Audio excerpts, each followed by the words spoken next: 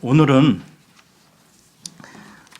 요한복음 36번째 시간입니다. 지난 시간에 예수님께서 주신 새로운 명령이라는 제목으로 말씀을 나누었고요.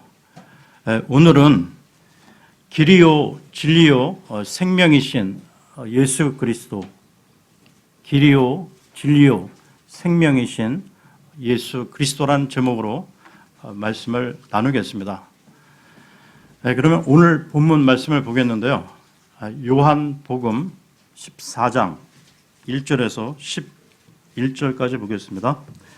요한복음 14장 1절에서 11절까지입니다.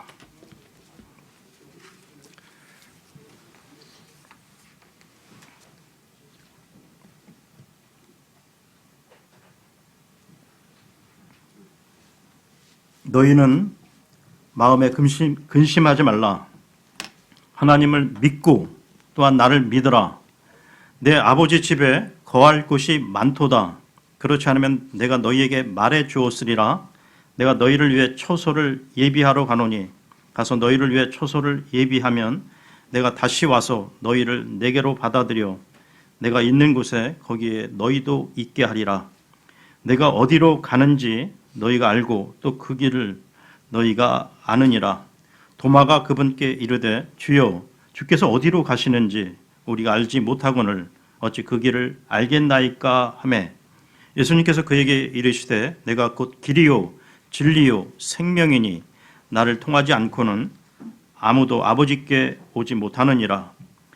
너희가 나를 알았더라면 내 아버지도 알았으리라. 이제부터는 너희가 그분을 알며 또 보았느니라 하시니라.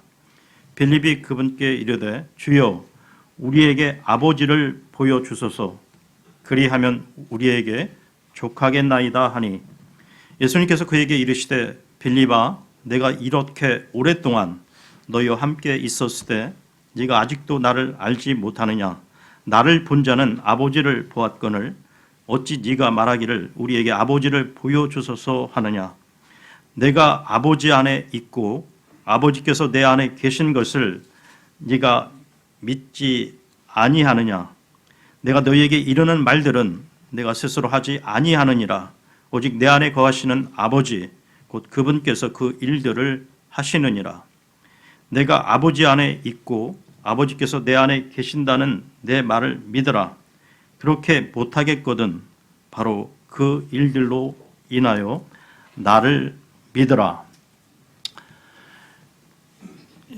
예수님께서 이 갈보리 십자가에 달리시기 바로 전날 밤에 다락방에서 제자들과 이 최후의 만찬을 가지신 그 가운데 제자들에게 주셨던 그 위대한 가르침은 이제 14장부터 그 핵심적인 강론이 본격적으로 전개가 되는데요.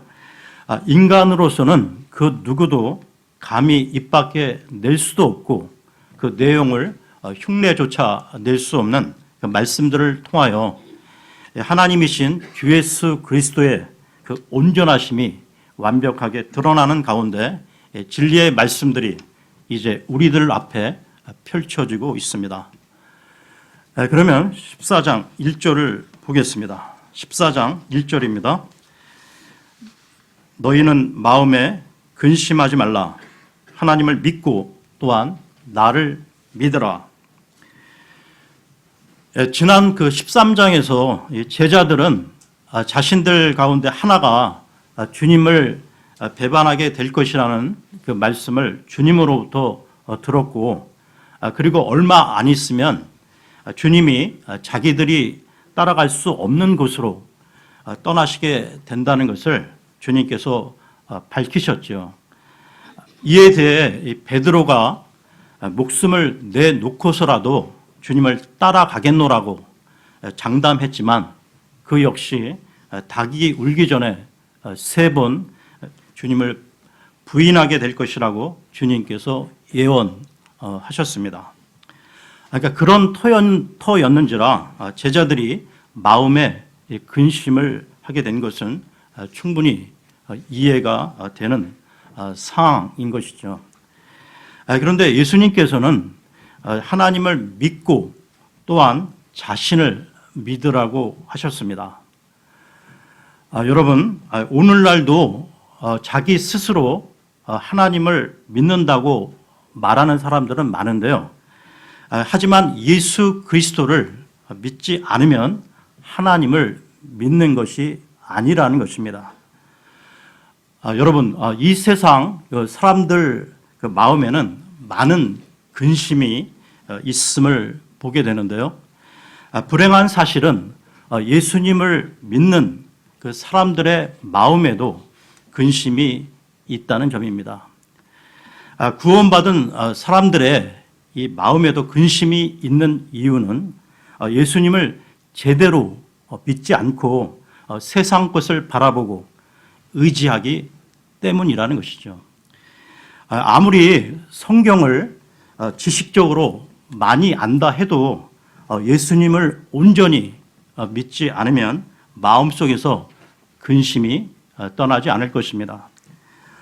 예수님은 창조자 하나님이시며 처음과 끝을 모두 다 알고 계시고 모든 것을 통제하고 계신 분이신데요. 여러분, 모든 것이 주님의 손 안에 있다는 이 사실을 머리로만이 아니라 실제로 믿어야 한다는 것입니다. 그래야 우리 마음속에서 이 근심이 사라질 수 있고 주님께서 우리 마음에 평안과 이 확신을 주신다는 것이죠. 이와 관련해 로마서로 가겠습니다. 로마서 8장 28절을 보겠습니다. 로마서 8장 28절입니다.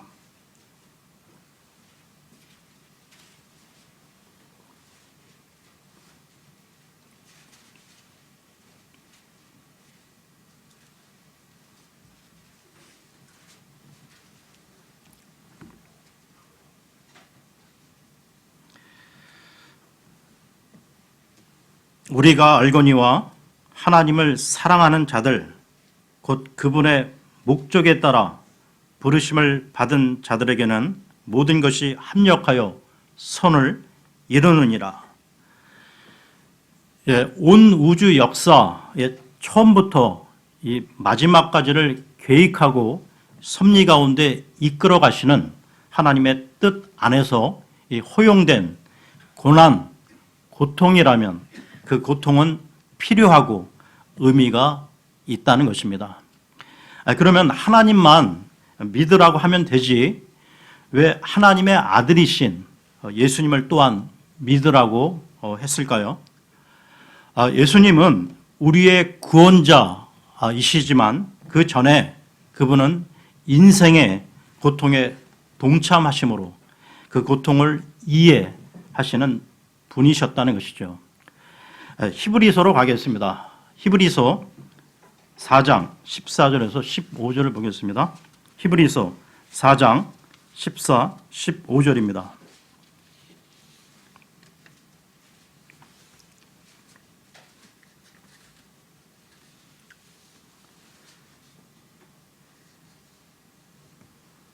그런즉 우리에게 위대하신 대제사장 곧 하늘들로 들어가신 하나님의 아들 예수님이 계신 줄 알므로 우리가 우리의 신앙 고백을 굳게 붙들자.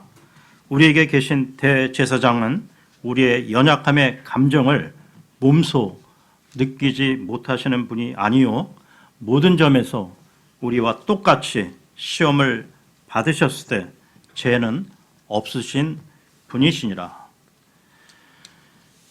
그래서 주님은 오늘도 우리의 근심거리를 이해하고 동정하고 공감하신다는 것입니다. 우리와 함께 아파하며 함께 고통을 느끼며 우리를 그분 앞으로 초대하시는데요. 수고하고 무거운 짐진 자들아 다 내게로 오라 내가 너희를 쉬게 하리라 말씀하십니다. 우리는 이 하나님의 선하신 이 섭리를 믿고 모든 것이 합력하여 선을 이룰 줄 믿지요. 그래도 이 땅에 존재하는 견디기 어려운 그 모순 덩어리들을 우리가 직면할 때마다 언제나 그 모순이 풀릴 것인가를 여전히 묻지 않을 수 없다는 것입니다. 여러분, 만일 우리가 기대하는 세상이 이 세상뿐이라면 하나님의 정의는 여전히 물음표일 수밖에 없다는 것이죠. 그래서 하나님의 궁극적 정의를 위해서 필요한 것이 다음 세상의 존재, 곧 내세의 필요성인 것입니다. 오늘 본문에서 예수님은 자신이 머지않아 이 세상을 떠날 것을 알고 계셨고요. 자신의 죽음 이후 자신의 제자들 중에 더러는 믿음의 혼란과 회의를 겪게 될 것도 알고 계셨습니다. 바로 이 모든 것을 알고 계신 주님이 말씀하시는데요. 본문 2절, 3절의 말씀을 보겠습니다. 요한복음 14장 2절, 3절을 보겠습니다.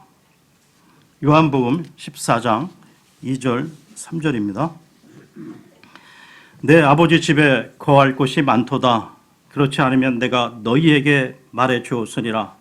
내가 너희를 위해 처소를 예비하러 가노니 가서 너희를 위해 처소를 예비하면 내가 다시 와서 너희를 내게로 받아들여 내가 있는 곳에 거기에 너희도 있게 하리라.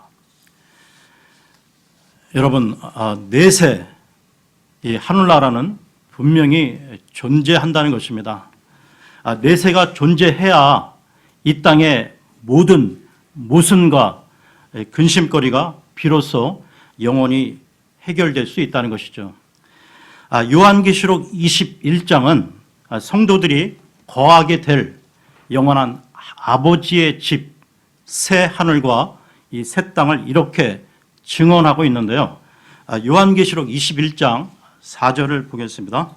요한계시록 21장 4절입니다.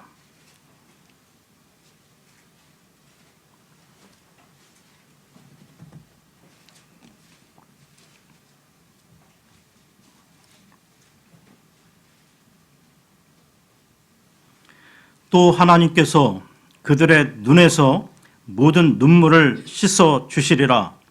다시는 사망이 없고 슬픔도 울부짖음도 없으며 또 아픔도 다시는 없으리니 이는 이전 것들이 지나갔기 때문이라 하더라.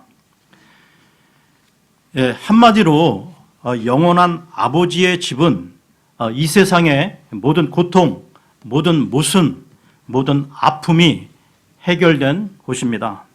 그 영원한 거처를 준비하기 위해 예수님은 죽음 건너편으로 가신다고 하셨고 그 거처에서 우리를 만날 것을 약속하신 것이죠.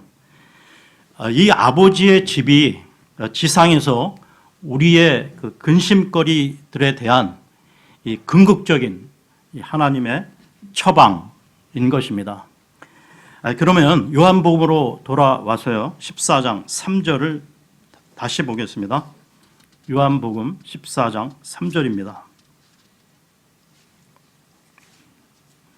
가서 너희를 위해 처소를 예비하면 내가 다시 와서 너희를 내게로 받아들여 내가 있는 곳에 거기에 너희도 있게 하리라. 하늘나라 처소가 나오고 있는데요. 그렇다면 여러분, 앞으로 우리가 살게 될 이 처소의 규모는 어느 정도일까요? 영어 그 킹제임스 성경에 이 맨션즈로 나오는데, 즉 아주 큰 집, 대저택으로 나오는데요. 이 NIV 그 성경에는 룸으로 축소시켜 놓았다는 것이죠. 그러니까 구원받은 이 사람들이 이 하늘에 올라가 이 대저택에 들어가 살게 될 것을 가장 배 아파하는 이 마귀가 성경 변개자들의 이 손을 빌려 저택들을 방들로 이 축소에 놓음으로써 그것이 무슨 오두막집이나 이 초막들로 이렇게 느껴지게끔 한 것이죠. 성경에서 이 저택들이라면 저택들인 것이죠. 그리고 그 처소가 있는 그 도시는 어마어마한 화려한 도성인데요. 그러면 앞으로 우리가 영원히 살게 될 그 도시로 가보겠습니다. 요한계시록 21장 10절에서 27절까지 좀 길지만 우리가 영원히 살 도시를 보겠습니다. 21장, 요한계시록 21장 10절에서 27절까지입니다.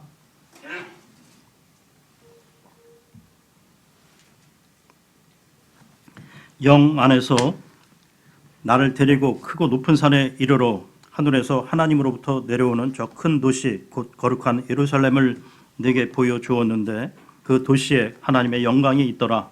그것의 빛은 지극히 기중한 보석 같고 벽옥 같으며 수정같이 맑더라. 그 도시에는 크고 높은 성벽이 있었고 12문이 있었으며 그 문들에 12천사가 있었고 그 문들 위에 이름들이 기록되어 있었는데 그것들은 이스라엘 자손들의 12지파의 이름들이니라. 동쪽에 세 문, 북쪽에 세 문, 남쪽에 세 문, 서쪽에 세 문이 있으며 그 도시의 성벽에는 12기초가 있고 그것들 안에 어린 양의 12사도의 이름들이 있더라. 나와 이야기하던 자가 그 도시와 그 도시의 문들과 성벽을 측량하려고 금갈대를 가졌더라. 그 도시는 네모 반듯하게 놓여 있으며 길이가 너비만큼 길더라. 그가 그 갈대로 도시를 측량하니 12,000 스타디온이더라. 그것의 길이와 너비와 높이가 같으니라. 또 그가 그 도시의 성벽을 측량하며 사람의 치수 곧 그 천사의 치수에 따라 144 큐빗이더라. 그 도시의 성벽 건조물은 벽옥으로 되어 있고 그 도시는 순금이며 맑은 유리 같더라. 그 도시의 성벽 기초들은 온갖 종류의 보석들로 장식되었는데 첫째 기초는 벽옥이요, 둘째는 사파이어요, 셋째는 옥수요, 넷째는 에메랄드요, 다섯째는 홍마노요, 여섯째는 홍보석이요, 일곱째는 귀갈람석이요, 여덟째는 녹주석이요, 아홉째는 황옥이요, 열째는 녹옥수요, 열한째는 청옥이요, 열두째는 자수정이더라. 그 12문은 12진주였으며 문마다 각각 한 개의 진주로 되어 있고 그 도시의 거리는 순금이며 마치 투명한 유리 같더라.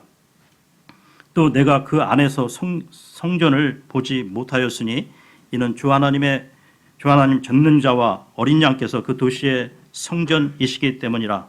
그 도시는 해와 달이 안에서 빛을 비출 필요가 없었으니 이는 하나님의 영광이 그 도시를 밝혀 주었고 어린 양께서 그 도시의 광채이시기 때문이라.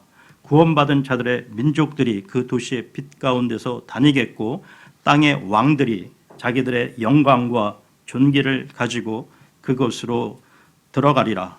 거기에는 밤이 없을 터이므로 낮에 그 도시의 문들을 결코 닫지 아니하리라. 그들이 그 민족들의 영광과 존귀를 가지고 그것으로 들어가리라.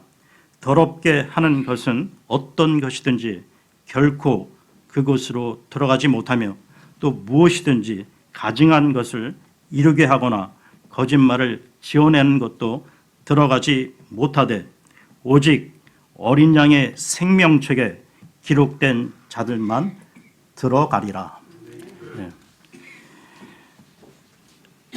이 도시의 크기가 어느 정도 규모인지 그 실감을 잘 못할 수 있는데요. 그러니까 이 부분을 가지고 러크만 목사님이 계산을 해 보았습니다. 그 도시의 크기는 1200 평방 마일이 되는데요. 이 수치는 예수님의 그 승천 이후 휴거 때까지 약 2000년 동안 구원받은 사람 중 한 사람당 큰 방이 5개 내지 10개 들어있는 저택 한 채씩을 배당받는 규모라는 것입니다. 여러분, 하나님께서는 자신의 백성이나 이 자녀들을 아무 준비도 없이 아무 데서나 살도록 하신 적이 한 번도 없으시다는 것이죠. 그분께서는 언제나 그들이 살 곳을 미리 마련하시고 그리로 인도하셨음을 성경에서 볼 수 있는데요. 맨 처음 아담을 위해서는 에덴 동산을 준비해 그곳에서 살도록 하셨고, 이스라엘 백성을 위해서는 가나안 땅을 마련해 놓으셨습니다. 이와 같이 오늘 본문에서 예수님께서는 자신의 자녀들을 위해 처소를 미리 마련하러 가신다고 하신 것이죠. 주님께서는 이처럼 모든 것들을 치밀한 이 사전 계획에 따라 한치 오차도 없이 오늘도 내일도 진행해 가신다는 것입니다. 그러면 요한복음으로 돌아와서요, 14장 4절 5절을 보겠습니다. 요한복음 14장 4절 5절입니다. 내가 어디로 가는지 너희가 알고 또 그 길을 너희가 아느니라. 도마가 그분께 이르되 주여 주께서 어디로 가시는지 우리가 알지 못하거늘 어찌 그 길을 알겠나이까 하매. 제자인 도마는 그 의심이 많아 주님을 잘 믿지 못하고 있는데요. 앞에서 분명히 주님께서 이 아버지 집으로 가서 처소를 예비하면 다시 데리러 오시겠다고 하셨는데, 그는 여전히 주님께서 어디로 가시는지 모르겠다고 말하고 있습니다. 계속해서 14장 6절을 보겠습니다. 6절입니다. 예수님께서 그에게 이르시되 내가 곧 길이요 진리요 생명이니 나를 통하지 않고는 아무도 아버지께 오지 못하느니라. 예수님께서는 자신이 많은 길 중에 하나의 길이라거나 또한 많은 진리들 가운데 이 하나의 진리라거나 또 많은 생명들 중에서 이 하나의 생명이라고 말씀하지 않으셨습니다.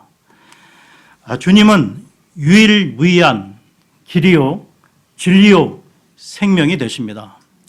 이 말씀은 절대적이고도 독보적인 선언인데요. 주님께서는 나를 통하지 않고는 아무도 아버지께로 올 사람이 없다고 말씀하십니다. 이 지구상에 그 누구도 입 밖에 낼 수 없었던 엄청난 진리를 선포하신 것이죠. 창세기 28장을 보게 되면 야곱은 이 베델에서 꼭대기가 이 하늘에 닿은 사다리를 꿈 가운데 보게 됩니다. 하늘과 인간을 이어주는 이 사다리는 예수 그리스도를 예표하는 것이죠. 또한 예수 그리스도는 진리가 되십니다. 그러니까 인간이 마귀에게 속아 죄를 범한 이후로 인간은 어두움 속에 갇히게 되었는데요. 그 결과 진리에 대해 무지해졌고 진리를 알 수 있는 명철도 어두워졌다는 것입니다. 여러분, 예수 그리스도 그분 안에는 모든 지혜와 지식이 담겨 있는데요. 골로새서로 가겠습니다. 골로새서 2장 3절을 보겠습니다. 골로새서 2장 3절입니다.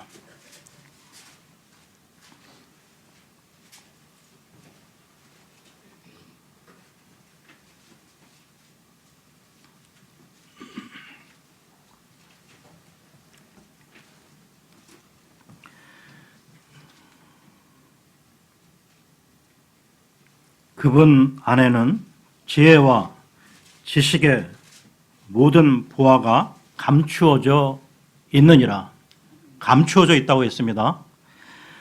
그에 반해 죄인된 인간들이 생각해낸 어떤 철학이나 그 어떤 과학에도 참된 진리는 없다는 것입니다.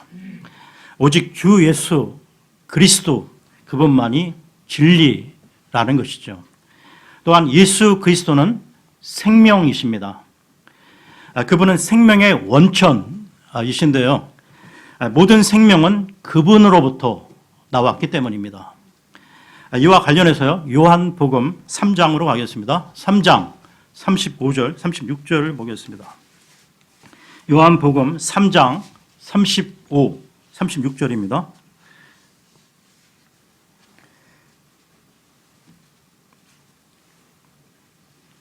아버지께서 아들을 사랑하사 모든 것을 그의 손에 맡기셨으니 아들을 믿는 자에게는 영존하는 생명이 있고 아들을 믿지 않는 자는 생명을 보지 못하며 도리어 하나님의 진노가 그 위에 머물러 있느니라. 예, 세상 그 불신자들은 영적으로 죽어 있는 사람들인데요. 그 몸이 죽으면 그 혼이 지옥에 떨어져 영원히 고통 가운데 있게 될 뿐 영원한 생명이 없다는 것입니다. 그러나 주 예수 그리스도는 구원받은 우리에게 영원한 생명을 주셨다는 것이죠. 그러면 본문으로 돌아와서요, 요한복음 14장 7절을 보겠습니다. 요한복음 14장 7절입니다. 너희가 나를 알았더라면 내 아버지도 알았으리라. 이제부터는 너희가 그분을 알며 또 보았느니라 하시니라.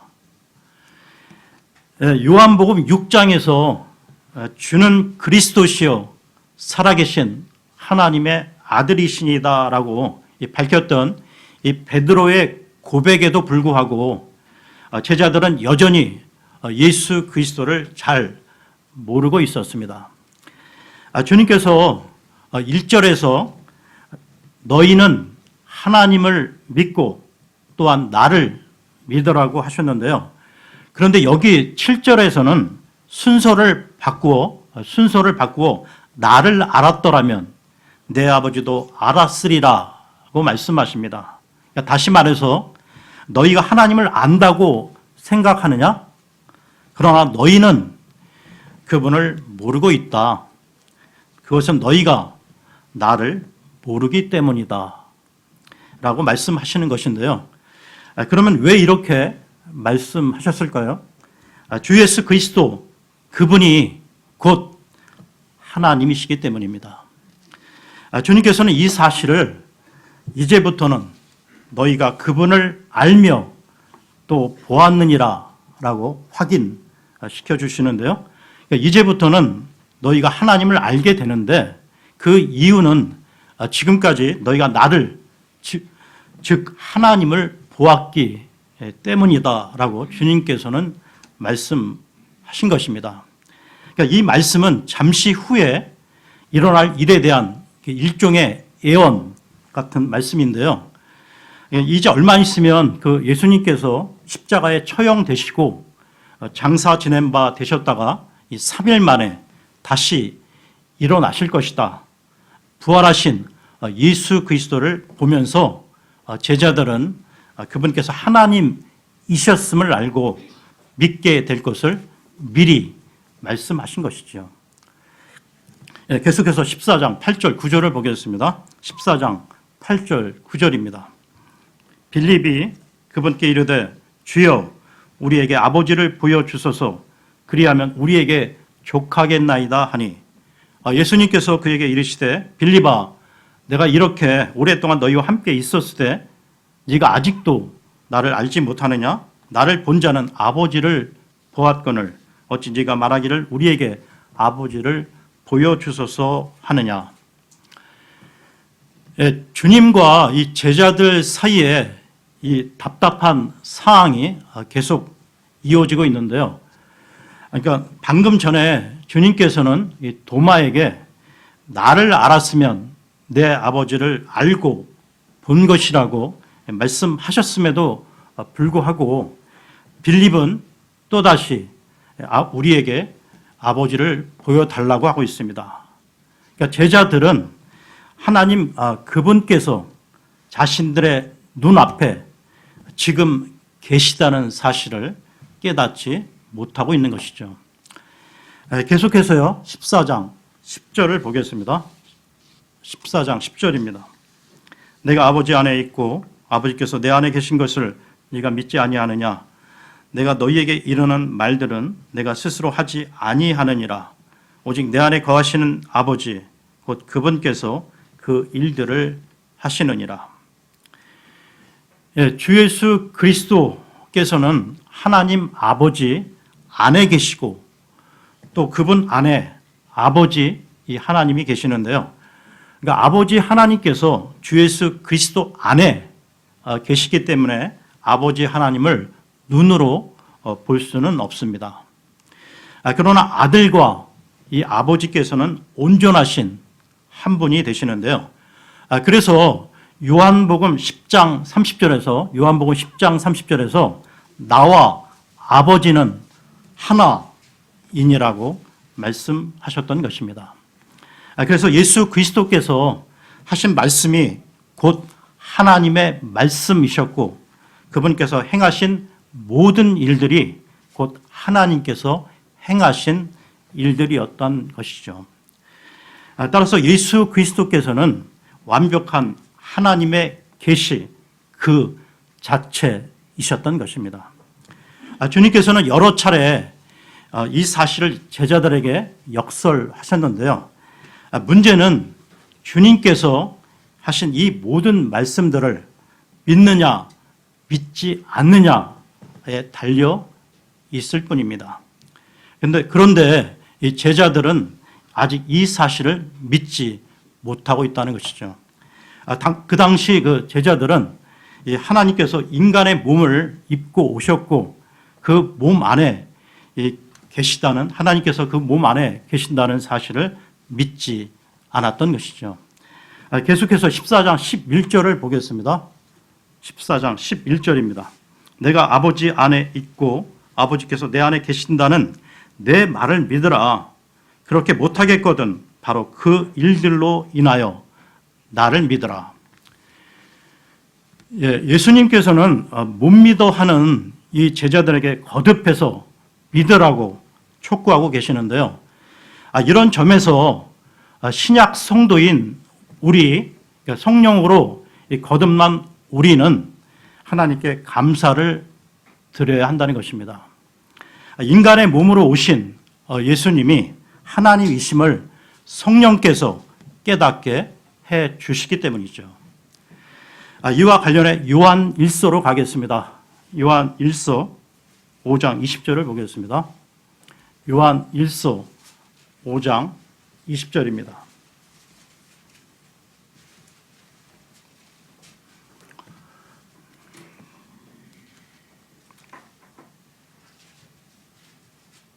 요한 1서 5장 20절입니다. 또 하나님의 아들이 오셔서 우리에게 깨달음을 주사 우리가 진실하신 분을 알게 하셨음을 우리가 알며 또 우리가 진실하신 분 곧 그분의 아들 예수 그리스도 안에 있음을 아노니 이분은 참 하나님이시오 영원한 생명이시니라. 우리 안에 계신 성령께서 우리로 하여금 이런 고백을 할 수 있게 하신 것이죠. 오늘은 여기까지 하겠습니다.